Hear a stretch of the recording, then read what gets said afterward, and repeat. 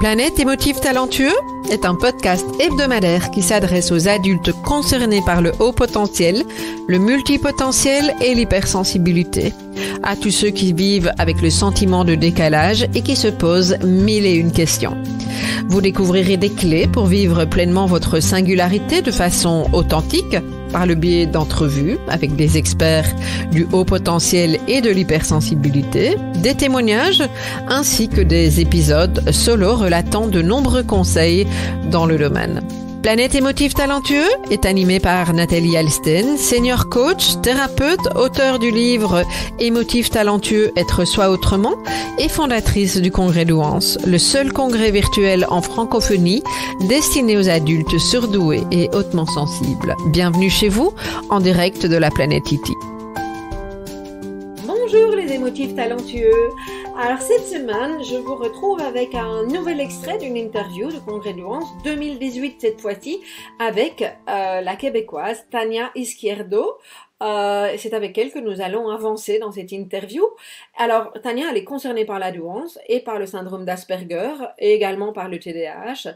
Et elle nous parle de la différence entre l'intelligence et le haut potentiel, selon effectivement sa vision des choses.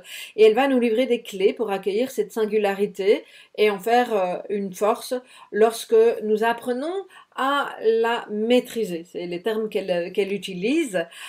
Et donc, en fait, elle va clarifier différents points. On va voir dans les questions que je lui pose, sommes-nous tous concernés par le haut potentiel? Est-ce que être surdoué et avoir du talent, c'est la même chose? Pourquoi est-ce qu'on parle parfois de la douance comme une force fragile? Et justement, je vous en parlais juste avant. Ça veut dire quoi, effectivement, maîtriser son potentiel et pourquoi, selon elle, ça semble si important? Donc, voilà. Je suis très heureuse d'accueillir cet extrait de l'interview de Tania Izquierdo. À tout de suite. Alors, je propose de rentrer dans le vif du sujet avec une première question. Qu'est-ce que l'intelligence et la douance et qu'est-ce qui les différencie selon toi? Bon, si on commence par l'intelligence, généralement parlant. Donc, l'intelligence, c'est quelque chose que tous les humains ont. Tout le monde a une intelligence à un certain degré.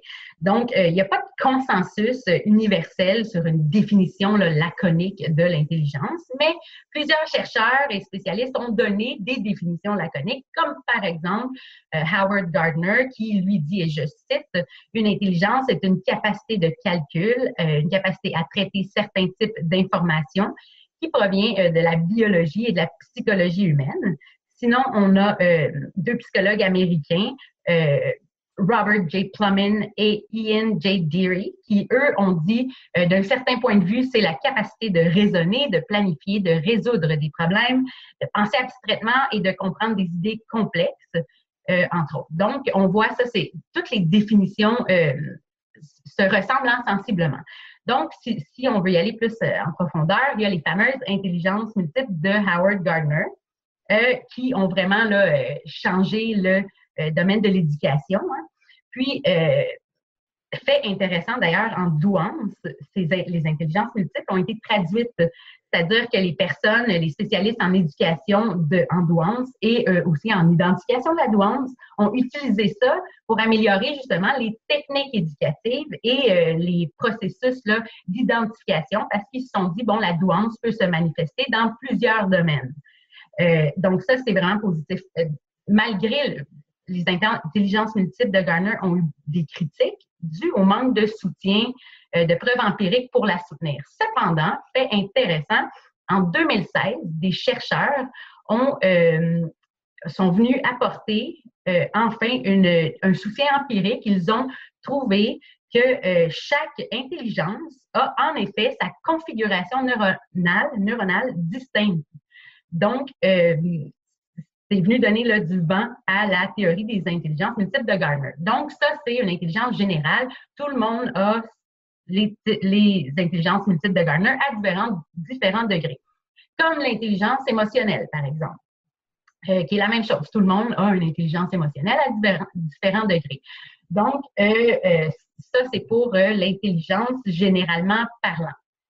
Si on y va avec la douance maintenant, bon, la douance, c'est vraiment, la douance et la déficience intellectuelle, c'est deux côtés de la même médaille. La douance, c'est pas un type d'intelligence que tout le monde a. La douance, c'est une condition, c'est un état que certaines personnes ont. C'est un fonctionnement qui est bien distinct de la personne qui est standard. Donc, c'est pas comme les intelligences multiples de Gardner où tout le monde a ces intelligences-là.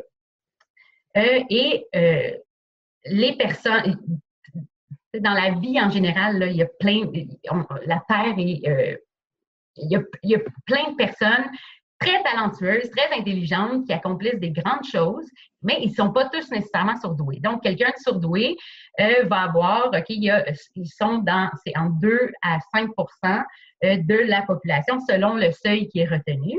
Avant, on parlait de 130, mais là, on penche plus vers 125. Et quand je dis on, c'est spécialiste, puisqu'on a trouvé qu'à 130, ça recoupait certaines personnes qui en étaient surdouées. Donc, mais c'est pas juste ça. C'est aussi une constellation de caractéristiques. Donc, par exemple, l'intuition, la pensée en arborescence, les hypersensibilités sensorielles, l'hypersensibilité émotionnelle, l'empathie et autres. Donc, c'est vraiment une constellation de caractéristiques incluant un potentiel intellectuel, un haut potentiel intellectuel observable. Et c'est la constellation de tout ça qui justifie la présence d'une douance. Maintenant, c'est bien important de le dire que c'est la constellation parce que moi, par exemple, c'est pas parce que j'ai des taches de rousseur que je suis rousse. Donc, n'importe qui peut avoir des hypersensibilités sensorielles sans nécessairement avoir une douance. Puis c'est là que Aristote, il a dit, le tout est supérieur à la somme de ses parties. Bien, c'est ça, là, ici. C'est le tout qu'il faut regarder, pas un élément isolé, parce que sinon, tout le monde aurait une douance. Parce qu'à la fin, on a des caractéristiques, des traits humains. Mais ces traits-là sont exacerbés, sont intensifiés et ils sont tous intensifiés. Donc, de là, justement, la constellation de caractéristiques. Et si on veut parler de manifestation de la douance, Joseph Renzulli, qui est un psychologue américain spécialisé en éducation en douance, lui, sa théorie dit qu'il y a 3 sphères qui interagissent ensemble. Donc, les capacités supérieures, l'intelligence supérieure, la créativité et la détermination. Ces 3 sphères-là interagissent ensemble et génèrent la manifestation de la douance. Donc, ça, c'est une théorie qui est vraiment universellement valorisée, là. Donc, voilà la différence, finalement, entre la douance et l'intelligence. C'est que l'intelligence, généralement parlant, c'est quelque chose que tout le monde a. Et la douance, c'est vraiment un fonctionnement cognitif différent de la personne standard. Est-ce qu'il y a une distinction entre la douance, le talent et les aptitudes? Oui, il y a une différence entre la douance, le talent et les aptitudes naturelles.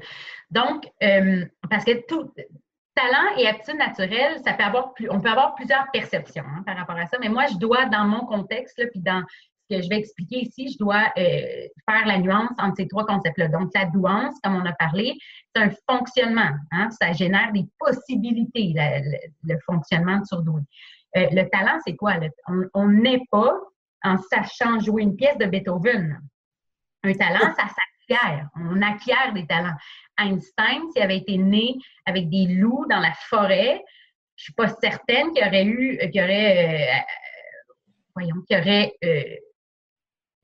un talent en physique, bref. Donc, un talent, ça s'acquiert avec l'expérience et les années. Maintenant, l'aptitude naturelle, c'est quoi? C'est ce qui rend plus naturel, plus aisé, plus facile l'acquisition d'un talent.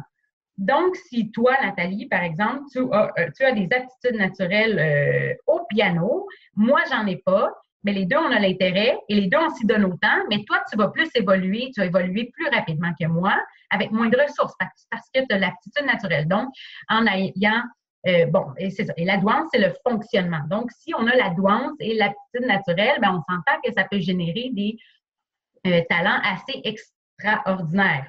Mais on n'est pas obligé d'avoir une douance pour avoir des talents. Tout le monde a des talents. Bien sûr. Mais voilà la différence entre les 3. Et alors, est-ce que ça signifie que tout va nous réussir? Oui. La réponse, c'est non. Mais on va retourner dans le passé un petit peu. Dans les années 1940, là, il y a 2 personnes en particulier qui étudiaient le haut potentiel, des psychologues américains. Et Lewis Madison Terman, je vous cite ce que lui a dit. C'était en 1940. Là. Dans tous les cas, nous avons vu que l'intellect et la réussite sont loin d'être parfaitement corrélés. Hollingworth, Letta Hollingworth, elle était quelque chose. Elle était vraiment spécialisée avec les enfants doués et elle a vraiment focalisé sur nourrir tant le côté émotif des enfants que le côté intellectuel. Oui, donc, elle, ce qu'elle a dit, ce qu'une personne peut accomplir dépend de l'héritage congénital, mais ce qu'une personne réussit à accomplir dépend de l'environnement. Donc, ça, était comme vraiment en avance sur son temps, là, parce que ça, c'est aussi valide aujourd'hui.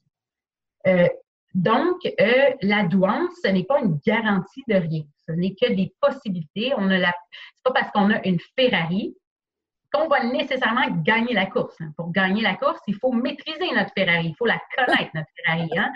Donc, c'est un peu la même chose hein, quand on parle du cerveau. Dans le fond, l'analogie d'Olivier Revol quand il parle de la fameuse Ferrari, mais je la pousse un peu plus loin en justement disant ça. Donc, évidemment, non, être surdoué ne signifie pas qu'on va tout réussir. J'aimerais aborder ma théorie de l'énergie potentielle intellectuelle. Okay? Rapidement, c'est là qu'on voit l'influence de la physique sur mes idées. Donc, une analogie. OK? On est sur le toit d'une maison et on tient une balle de ping-pong. Au moment où la balle est dans ma main, la balle possède une énergie potentielle gravitationnelle due au gain en hauteur de la balle.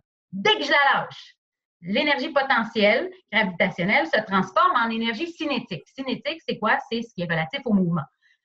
Donc, dès qu'elle tombe, l'énergie potentielle se transforme en énergie cinétique. Si je fixe un X au sol parfaitement perpendiculaire à la balle, qu'est-ce qui va faire que la balle va atteindre le X ou non? Bon, il peut y avoir des facteurs environnants qui font que la balle ne va pas atteindre le X, comme par exemple le vent. Ou un buisson qui se trouve entre la balle et le X, ou moi qui donne involontairement un petit élan vers la droite. Donc, ça, c'est tous des facteurs environnementaux qui peuvent changer la trajectoire de la balle. Bon, mais si on traduit ça là, pour la douance, l'énergie potentielle intellectuelle, c'est quoi? On naît avec une énergie potentielle intellectuelle. Du moment qu'on naît, cette énergie potentielle intellectuelle se transforme en énergie cinétique intellectuelle. Et cette manifestation de la douance, qui est l'énergie cinétique intellectuelle, oscille comme la balle de ping-pong, mais qui tomberait indéfiniment comme ça jusqu'à temps qu'on meurt finalement. L'énergie cinétique intellectuelle se promène comme ça et oscille du plus au moins. Donc, l'énergie cinétique intellectuelle peut être positive, négative ou latente, c'est-à-dire qu'on ne manifeste pas extérieurement nécessairement la douance. Positif, ça peut être on s'épanouit à l'école et on développe un engagement à la tâche parce qu'on est intéressé. Là, on peut parler d'énergie cinétique intellectuelle. Et négative, l'énergie cinétique intellectuelle négative, ça peut être simplement un enfant qui s'ennuie à l'école et qui a de la difficulté socialement, il développe une petite dépression. Bien là, on peut parler d'énergie cinétique intellectuelle. Mais un petit changement dans l'environnement peut faire osciller vers le plus. Donc, puis pourquoi j'ai fait cette théorie-là, c'est justement pour montrer la nature fluctuante de la manifestation de la douance. C'est pour dire que c'est pas une garantie de rien, c'est juste une condition, un fonctionnement qui peut ou non être positif, puis que ça oscille tout au long de notre vie. Alors, toi, tu parles de maîtriser son potentiel et il y a toute une série de questions alentour de ça. Donc, en quoi est-ce que tu perçois que le haut potentiel est fragile? C'est le titre de ton livre. Et est-ce que notamment, tu fais un lien avec l'hyperémotivité? OK. Premièrement, on va juste faire la nuance par rapport au terme « maîtriser ».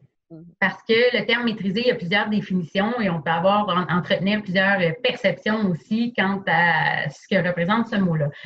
Moi, quand je parle de maîtriser, il ne faut pas s'imaginer quelqu'un qui maîtrise son chien avec une laisse. C'est pas ça. C'est maîtriser son potentiel à la même manière qu'un artiste maîtrise une technique d'art. À la même manière qu'un poète maîtrise la langue française. À la même manière que Federer maîtrise son jeu de tennis. Donc, c'est dans ce sens-là là, quand on parle de maîtriser. Donc, c'est pas de contenir. Donc, c'est maîtriser quelque chose pour faire ce qu'on veut avec. Pour faire ce qu'on désire, pour accomplir ce que l'on désire, hein, pour poursuivre nos passions positivement. Donc, en quoi est-ce que je perçois que le haut potentiel est fragile? Qui dit puissant, qui dit très puissant, très rapide, dit fragile. Il y a une certaine vulnérabilité intrinsèque et implicite qui vient avec un fonctionnement comme on a. Que ce soit dû à l'hyperémotivité, aux hypersensibilités sensorielles, à l'empathie, hein, que ce soit lié au perfectionnisme. Au perfectionnisme. Donc, ça vient avec une certaine vulnérabilité, qu'on le veuille ou non. Comme la Ferrari. Hein, la Ferrari, elle va vite. Mais tu es vulnérable si tu ne maîtrises pas ta Ferrari parce qu'elle a une rapidité d'exécution très rapide. Elle n'a pas la même tenue de route.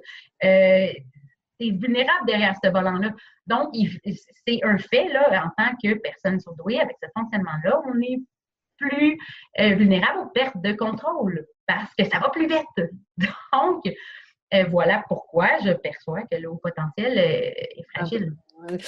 Et je rebondis, un de nos orateurs, Fabrice Michaud, qui est déjà intervenu la première année. Lui, ce qu'il dit, c'est que les pièces d'une Ferrari, elles sont pas les mêmes qu'une autre voiture, qu'une Clio. Je ne sais pas si vous avez des Clio chez vous, mais c'est pas la même mécanique. On a besoin d'un mécanicien qui s'y connaisse parce que les pièces sont plus précises, plus pointues. Donc, ça rejoint ce que tu dis, en fait. En fait, c'est intéressant parce que je l'avais pas entendu, mais je donne la même explication. En fait, nous, on a une entreprise familiale qui est dans la mécanique automobile. Alors, voilà pourquoi je fais souvent des analogies avec les véhicules. Mais c'est parce que c'est une excellente analogie, puis c'est la même chose pour le diagnostic. C'est pour ça qu'on ne consulte pas comme je disais tantôt, un spécialiste Toyota avec une Ferrari.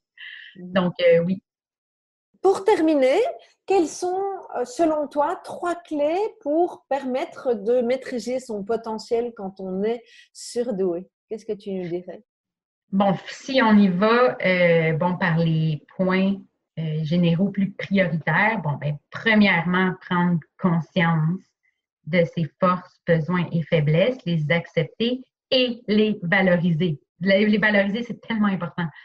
Et en rire, hein? Et ne pas les comparer à celles des autres. Deuxièmement, trouver des passions, des projets sur lesquels canaliser notre énergie, puis essayer d'y aller par ordre de priorité. On peut aussi avoir 2 piles de dossiers, un prioritaire important puis un autre prioritaire moins important, que tu peux faire les 2 en même temps. Hein? Tout à fait. Donc, aussi, attention de ne pas tomber dans la victimisation, de prendre responsabilité de ses actions et de ses choix. Ça, c'est vraiment important. Je te rejoins à 150% là-dessus. C'est vraiment important. C'est un discours que je tiens également. Oui. Un grand merci pour tous ces apports, cette nouvelle manière d'aborder les choses. Très intéressant.